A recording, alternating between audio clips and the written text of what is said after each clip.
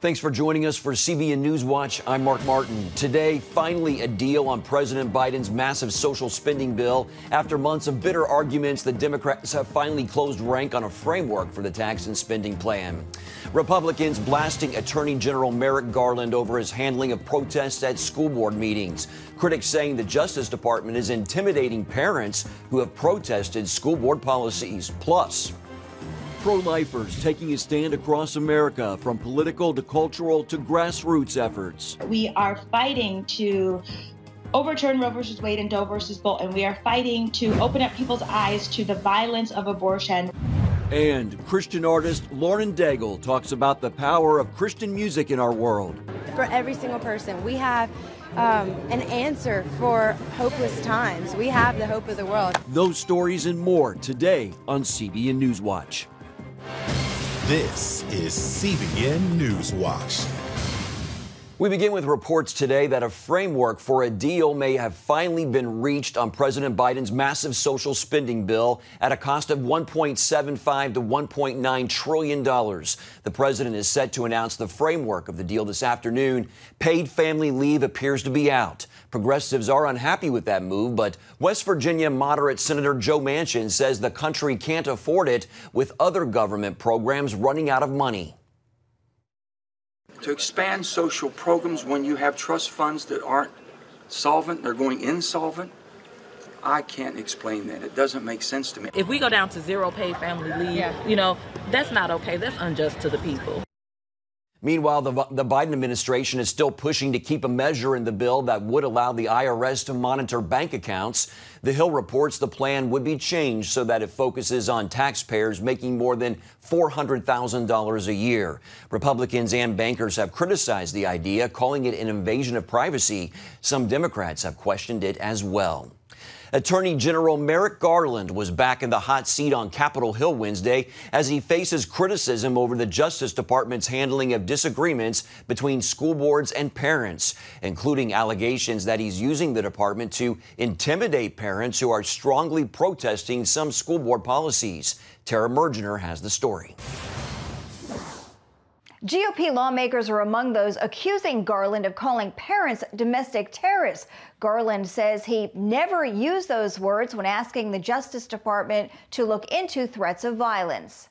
Did you consider the chilling effect that this sort of threat of federal prosecution would have on parents' exercise of their constitutional rights to be involved in their children's education? Pushing back at pointed criticism from Republicans, Attorney General Merrick Garland defending his memo asking the Justice Department to respond to threats aimed at school officials. Don't believe it's reasonable to read this memorandum as chilling anyone's rights. It's about threats of violence, and it expressly recognizes the constitutional right to make arguments about your children's education. Garland's memo followed one by the National School Board Association asking the feds to step in and included a reference to domestic terrorism. While the group has apologized, Garland has not. As this drama plays out, a protest not far from the Capitol. Moms for America and other organizations representing mothers from across the U.S. And I take full offense to the NSBA and the DOJ referring to concerned parents like myself as domestic terrorists. Demanding parents be included in curriculum and policy decisions like critical race theory. CRT is also Marxist ideology.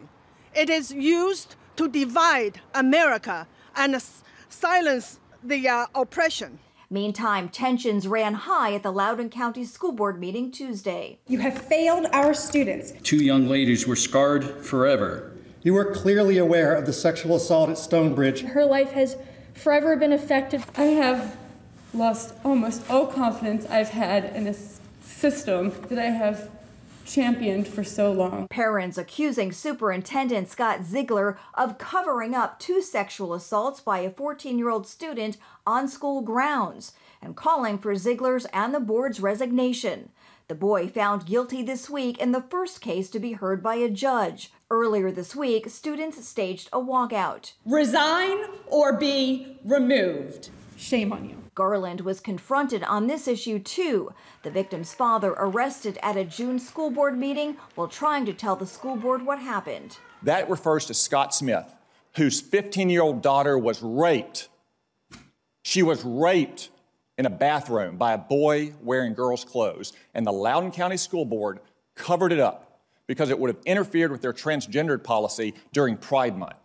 In another development in Loudoun County, parents have been asked to sign a non-disclosure to see a new curriculum reportedly inspired by critical race theory. In Washington, I'm Tara Mergener, CBN News. Political observers from every side will be focused on the races in Virginia and New Jersey next week when voters elect their new governors. The results of the races are expected to give some hints about next year's midterm congressional elections. After the 2020 presidential election, both parties called for major voting reform legislation. So what would that look like? Democrats and Republicans have drastically different ideas. Capitol Hill correspondent Abigail Robertson, explains. While both Republicans and Democrats have made election integrity a major part of their platform in state and federal races, the parties are taking very different approaches toward reform. It's ludicrous for any Republican to assert that the federal government has no role to play in safeguarding elections. Democrats recently failed to advance the Freedom to Vote Act in the Senate. The measure would expand early and mail-in voting, allow for automatic and same-day voter registration, ease ID requirements, and prevent what they call voter suppression. It would put in all kinds of very bad provisions that would make elections more insecure and really cause problems in future elections. Hans von Spakovsky of the Heritage Foundation argues that voter suppression isn't a problem. That is evidenced by the fact that, for example, in the last election last year, we had the highest turnout in an election since 1992, according to the U.S. Census Bureau.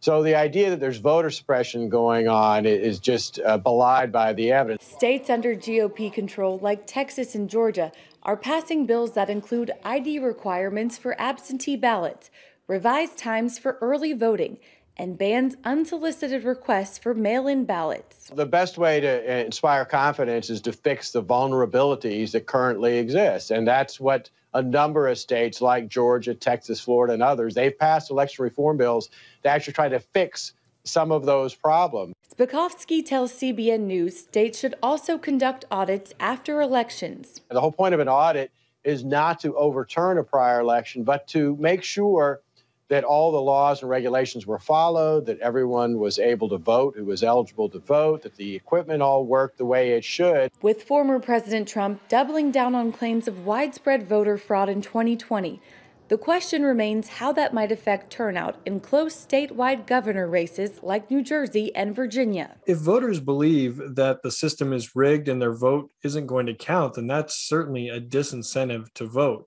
Inside Elections' Nathan Gonzalez told CBN News despite those claims, he believes voters from both parties will show up at the polls. I think in the case of Virginia, Republicans are anxious to send a message to President Joe Biden and the Democrats, and I think that any concerns about the system will be overcome with enthusiasm to send a message. Gonzalez believes no matter who wins these upcoming races, claims of fraud or vote rigging by the party that loses are likely to follow. Reporting from Virginia, Abigail Robertson, CBN News. Switching gears, good news for Bible teacher and author Max Lucado. Over the summer, Lucado told the world he was suffering from a large bulge in a major blood vessel close to his heart, which might have required surgery. This week, Lucado announced new tests show the aneurysm has actually shrunk in size, so much so that he won't need a medical follow-up for another year. While doctors cite a more precise test for the good news, Lucado is giving credit to God and people's prayers. Coming up, the pro-life battle on different fronts, from political to cultural to grassroots efforts across America. We'll hear about that when we come back.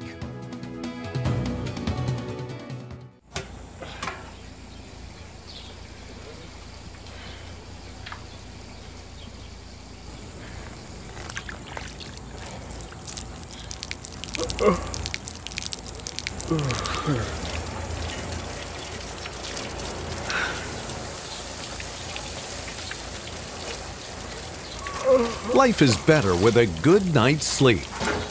Get your free DVD or booklet of Protect Your Sleep as the world watches from the outside. It's a big diplomatic tug of war here in the Middle East. Go inside the story with Jerusalem Dateline. Israeli archaeologists are talking about a discovery that could change the thinking about the Temple Mount. Join CBN Jerusalem Bureau Chief Chris Mitchell and get the biblical perspective on the events shaping the world. What starts in Israel then ends up going to other places.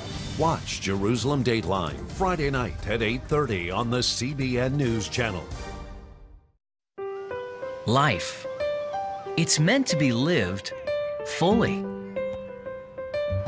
Jesus said it. I came to give you life. Life to the fullest. Life in your family. Life in your finances. Life in your body, mind, and spirit.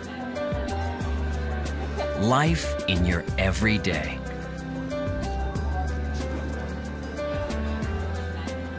At CBN.com, we're taking what Jesus said seriously. We're here to help you discover life. Life. Live it fully. CBN.com.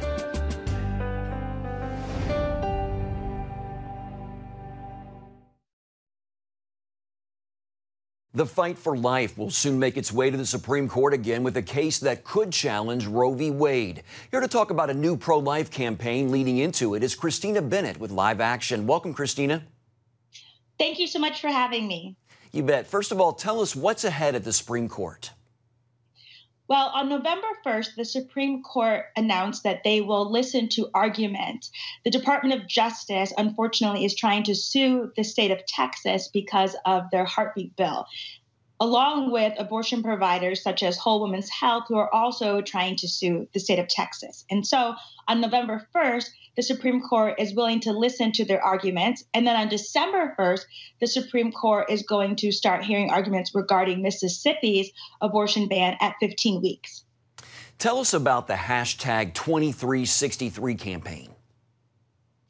2363 is a number that represents the amount of abortions that happen every day in America. It is an absolute tragedy that 2363 represents so many lives that are lost every day to the violence of abortion. And at Live Action, we are trying to take that number 2363 to zero. We want to eliminate all abortions by providing help and resources and aid for women and families. We want 2363 to go to zero.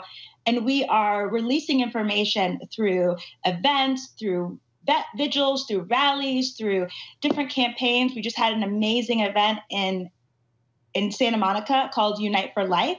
And we are just trying to let people know what's happening with abortion so that they will stand up against it. What is the mission specifically over the coming weeks leading into the Texas case and then into the Mississippi case? The mission is just to get everyone on board, for them to understand what's at stake here, that we are fighting to overturn Roe versus Wade and Doe versus Bolton. We are fighting to open up people's eyes to the violence of abortion. We are fighting for the dignity and the protection of unborn children. And we are wanting everyone to get on board. We are talking to people on the street. We are talking to people through social media. We want them to pray. We want them to connect with their legislators. We want them to talk to their family members, friends, churches, organizations. We want them to take a stand for life, because this is an important moment and we must stand up. Give us a summary, Christina, of your personal story regarding abortion. I was scheduled to be aborted at Mount Sinai Hospital in Hartford, Connecticut in 1981. My mom paid for an abortion, but she ended up walking out of the abortion appointment because a janitor talked to her and told her that God would give her the strength to keep me. And even though the abortion doctor fought with her and told her that she'd already paid for it, she ended up leaving and she saved my life. She never told me, but in my 20s, I found out and I decided I was going to stand up against abortion. And I've been doing that ever since. Wow, you have quite the testimony. That's awesome. I'll tell you what, talk about a divine appointment for your mom to meet that janitor at just the right time to hear about the message of life. Talk about the grassroots efforts in the fight for the unborn, Christina. Is that where hearts can really be changed? Absolutely. Hearts are changed every day when we're engaging with people through live action. We do man on the street videos where we'll go on the street and we'll show people videos of what it looks like when an abortion happens. And unfortunately, so many people are ignorant. They really do not know what an abortion looks like or what takes place in an abortion. And so when we do these man on the street videos and we show people, we have a former abortion doctor, Dr. Levitano, who goes through the procedure. And when people see it, their hearts change. They say, wow, I didn't know that this is what an abortion looked like. This is gruesome. This is barbaric. This is violent. I changed my mind. People's hearts and minds are also being changed in pregnancy resource centers all across the country, thousands of them. When women go in for free ultrasounds or free pregnancy tests and they're listening to client advocates, their hearts are being changed. And so in various ways, the March for Life that's coming up in January, in various ways, the pro-life movement every day is changing hearts and minds. How would you encourage pro-life Americans to stand for life for the unborn and after? Many pro-choice people say it's just not enough to speak for the unborn, but for life at every stage. What's your response to that? I think that the fight for life begins in the womb, and it is important, of course, to fight for life in various different ways, but none of that can happen unless the child is first born. So I had to be born first before I could have an education, before I could marry, before I could have justice in various ways in society. I had to be born first, and that is why the right to life is foundational. We have to first fight for the right to children to be born, and we can do it in a number of different ways. I would say first start with looking at your own life. What skill sets do you have? What gifts do you have? What talents do you have? What resources? Who are you connected to? How can you use your money, your time, your gifts, your talents, your skills to end abortion and to save lives in your community? All right, Christina Bennett with Live Action. Thanks for your time, Christina. We appreciate it. You're welcome. An important message there. Well, still ahead, what's really behind a military coup in Sudan and a look at the international implications. We're going to have that right after this. On October 1st, 1961, history was made when a tiny station began transmitting the first signals of the Christian Broadcasting Network. CBN, the Christian Broadcasting Network. And now, a new era has begun with the all-new CBN News Channel. Just moments ago, the Iron Dome intercepted an incoming rocket right on the Gaza border. And ministering in this area, spiritual warfare is definitely involved. A 24/7 news network, bringing you the news you want from a source you can trust. In Kenya, 40% of the medical services are actually provided by these Christian hospitals. Let's talk about the economy. Believers here are joining together to win people to Jesus Christ. All your favorite shows now in one place. Go to CBNNewsChannel.com to find out how to get the CBN News Channel on your TV all day, every day. CBN News.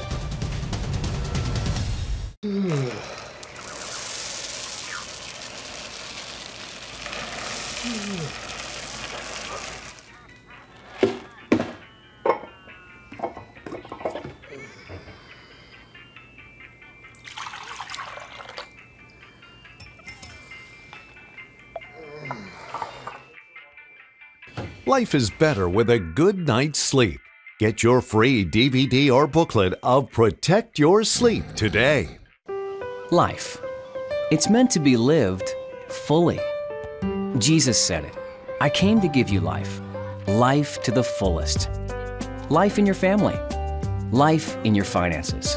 Life in your body, mind, and spirit. Life in your everyday. At CBN.com, we're taking what Jesus said seriously. We're here to help you discover life. Life. Live it fully. CBN.com. Welcome back to NewsWatch. What's the real reason behind the military coup in Sudan, and how should the United States respond? On tonight's edition of the Global Lane, Near East Center for Strategic Engagement CEO Sargi Sangari says the Sudan military took action to possibly prevent Islamic terrorists from gaining a foothold in the Horn of Africa. It's very much possible that the military made the move to ensure that Muslim Brotherhood will not be able to have another opportunity to come back into the region. Because if it did that, then it would destabilize that entire area from Egypt all the way down to Kenya, to Uganda, and Tanzania, and so on. So.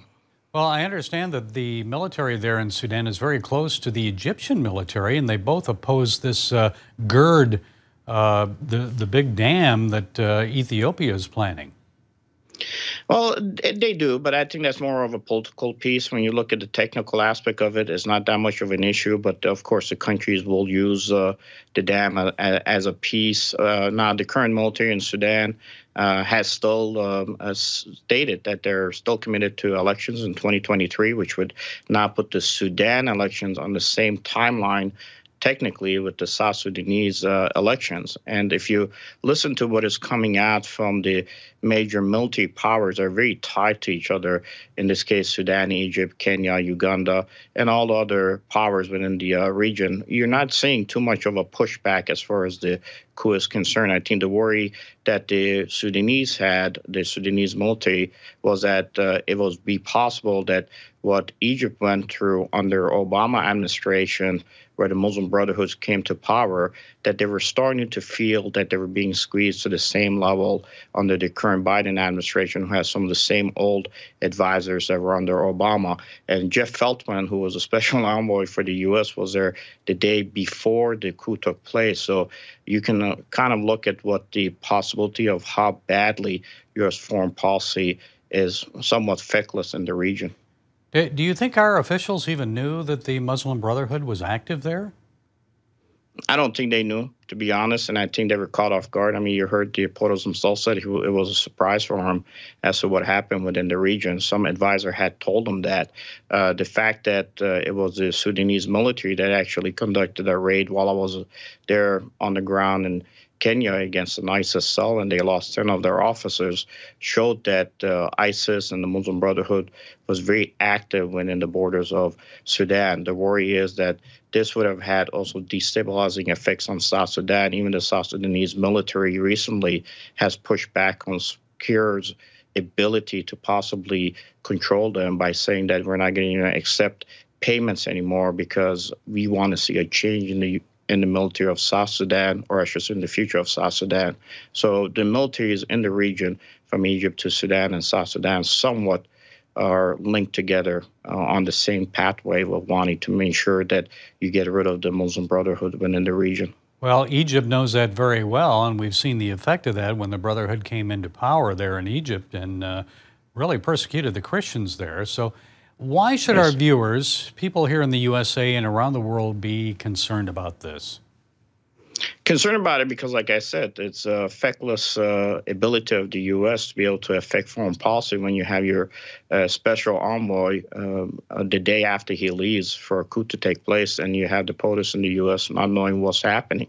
It's as equivalent as when we had our CIA chief meet with the Taliban, and within 72 hours, an attack had taken place against U.S. forces, which was the last final suicide attack against our forces before we left Afghanistan. I think we were losing our footprint within the region. I think if anybody really had a very good understanding of the region is the Israelis, because at the same time, the transitional government was looking forward to being part of the Abraham Accord. And I think when you hear nothing really seriously coming out against this particular coup from the Israelis, it means that they probably understood what was happening on the ground, and U.S. had no clue.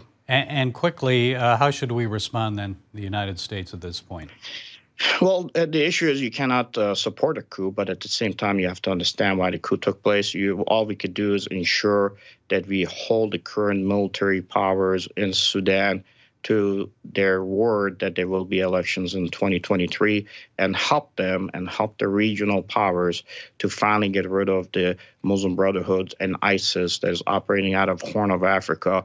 Because if they're operational, then as it was before the 2019 coup, where you saw Bashir out, Iran even was able to use Bashir to move what it wanted within the region. We need to get rid of the ability for these terror operating networks and state to be functioning and have a foothold and roots in Horn of Africa. Okay, Sargis Ngare, CEO of the Near East Center for Strategic Engagement. Thank you, Sargis, for sharing your time and insights. We appreciate it. Thank you very much. God bless. For a look at more important trends and stories in the news, watch The Global Lane. It's tonight at 8:30 Eastern on the CBN News Channel, or you can watch it on the CBN News app. Coming up, award-winning Christian artist Lauren Daigle talks about the powerful influence she hopes Christian music has in this generation and in the future. We're going to hear from her when we come back. Stay with us.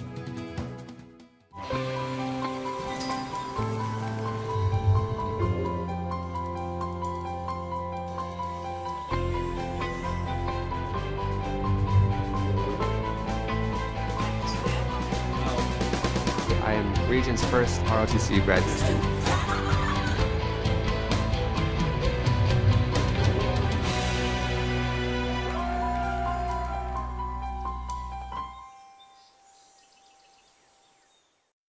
I'm Ephraim Graham, and this is Studio 5. Cruise with me as I discover the good things happening in the world of music, sports, television, and movies. The fact that Ryan Coogler was going to be directing the film, I knew that something special was going to happen. We'll chat with artists at the forefront of entertainment and explore the connection between popular culture and faith. I asked my pastor, I said, well, does that mean I'm supposed to be a preacher? He says, well, no, you already have a pulpit. Wednesday night at 8:30 on the CBN News Channel. How'd you like to get a redo on your health, on your body, on your arteries, so you could have the energy you had 20 years ago? The great news is you can. I'm Dr. Mike Roizen, chair of the Wellness Institute at the Cleveland Clinic. I've written 4 New York Times bestsellers. But even better than having to read all that, you can listen to this DVD and watch it. Protect your heart? Yes, you can. Here's how. Go to CBN.com or call 1-800-700-7000 for your free copy of Protect Your Heart. Let the medical experts show you their new discoveries on how to avoid heart disease and even reverse it. Easy steps to uncover the hidden dangers in your medicine cabinet, reduce stress, and get a complete do-over for your health. Call 1-800-700-7000. That's 1-800-700-7000. Or go to CBN.com to claim your free copy of Protect Your Heart. Award-winning Christian artist Lauren Daigle believes that Christian music can really make a difference in the world today, just as it has for generations. Speaking recently at a music awards event, she told a reporter that Christian musicians should focus on songs that point to Christ and bring people together. If the Christian music industry taps into that and understands, like, we have the thing that will reign true for all hearts of men, for every single person. We have an answer for hopeless times. We have the hope of the world. So if we can tap into that in our writing, in our lyricism, and in our melodies, then we'll have a song that the world can cling to. Daigle is one of the contemporary Christian music industry's most award-winning artists. At just 30 years old, her soulful music and voice have brought chart-topping hits like You Say from her Look Up Child album, both of which were winners at the 2019 Grammys. Well, that's going to do it for this edition of CBN News Watch. Remember, you can find more of our news programs on the CBN News Channel anytime or online with CBNnews.com.